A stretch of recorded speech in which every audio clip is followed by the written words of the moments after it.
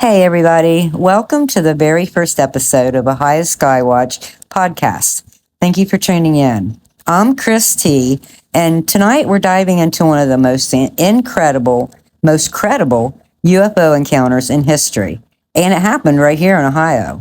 So picture this. You're flying a military helicopter late at night, heading home after a long day, when out of nowhere, a massive, unidentified object comes straight at you, head on.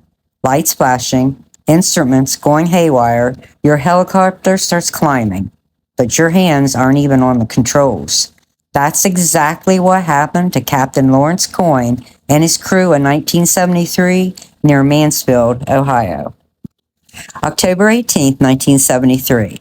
Clear skies, perfect visibility. Captain Lawrence Coyne and his crew, Lieutenant Jesse, Sergeant Haley, and Sergeant Janacek, were flying their Huey helicopter back to Cleveland. Around 11 p.m., Janacek spotted something unusual. Off to the right was a bright red light cutting through the dark sky.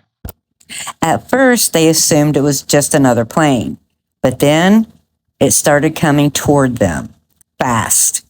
Coyne later explained, "It was on a collision course with us. I put the helicopter into a dive, dropping from 2,500 feet to 1,700 feet, but the object matched our movement. It stayed locked right in front of us. Within seconds, this wasn't just a light anymore.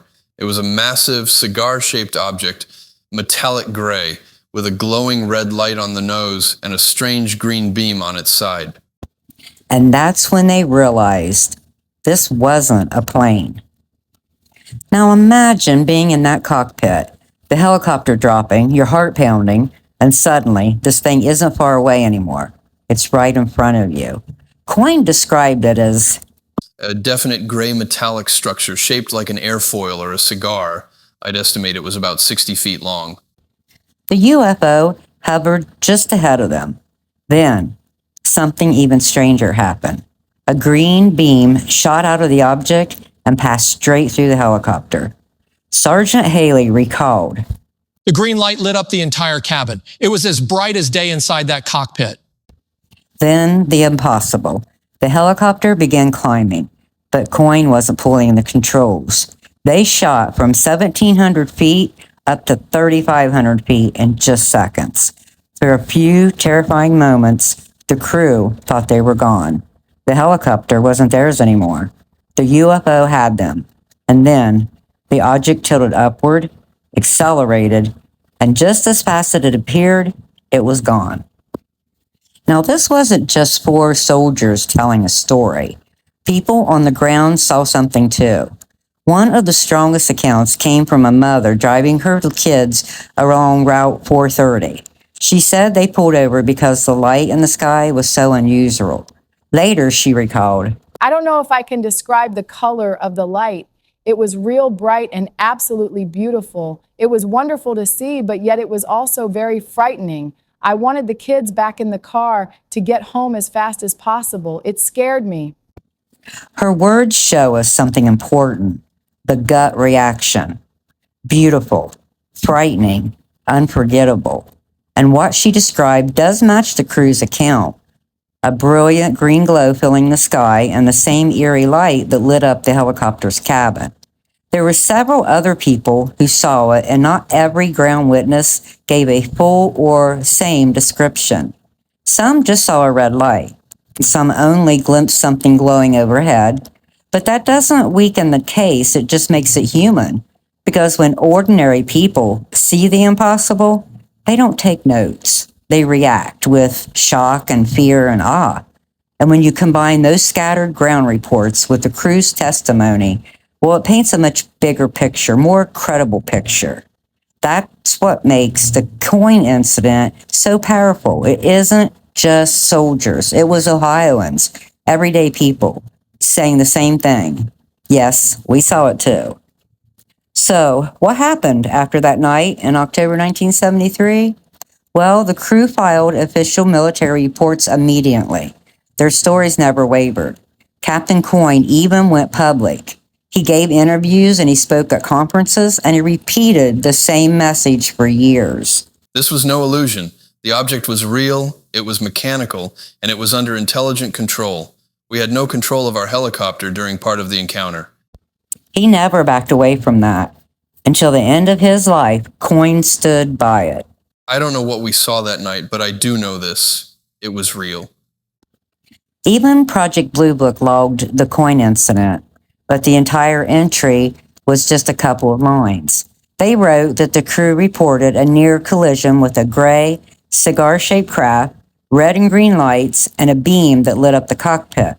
And then they dismissed it with the words, possible meteor or aircraft, insufficient data. And that was it. That was the Air Force's whole investigation. Now, UFO researcher Jenny Zeidman from the Center of UFO Studies, known as CUFU, investigated the case for months. She re-interviewed the crew, tracked down ground witnesses, and even looked at the radar. Her report is still cited today as one of the most detailed UFO case studies ever published. And every single angle she checked kept leading to the same conclusion. This wasn't a star or a meteor or swamp gas. It was something unknown. Even skeptics had a hard time dismissing it. So let's fast forward to today. We're watching UAP hearings in Congress, listening to whistleblowers, and we're hearing intelligence officials admit we don't know what these things are. And the questions Coyne asked in 1973 are the same ones we're still asking in 2025. Why are we still talking about this case more than 50 years later? Because it stands as evidence. In 1973, trained Army officers described a structured craft. Independent ground witnesses backed it up. And a helicopter experienced physical effects. That's not Venus, and that's not a radar glitch. That's a real, unexplained encounter in our skies. The Coyne incident proves this mystery isn't new. The only difference today is the conversation is finally breaking out of the shadows. For us in Ohio, this is almost a point of pride and responsibility. Some of the most important UFO encounters in history happen right above our towns and our highways and our skies. Ohioans aren't just spectators in this mystery. We're witnesses. We're part of the story. The Coyne incident isn't just a story about one strange night in 1973. It's a reminder that our skies hold mysteries we can't explain.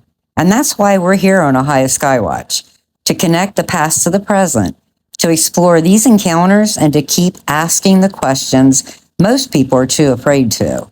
So here's my challenge for you.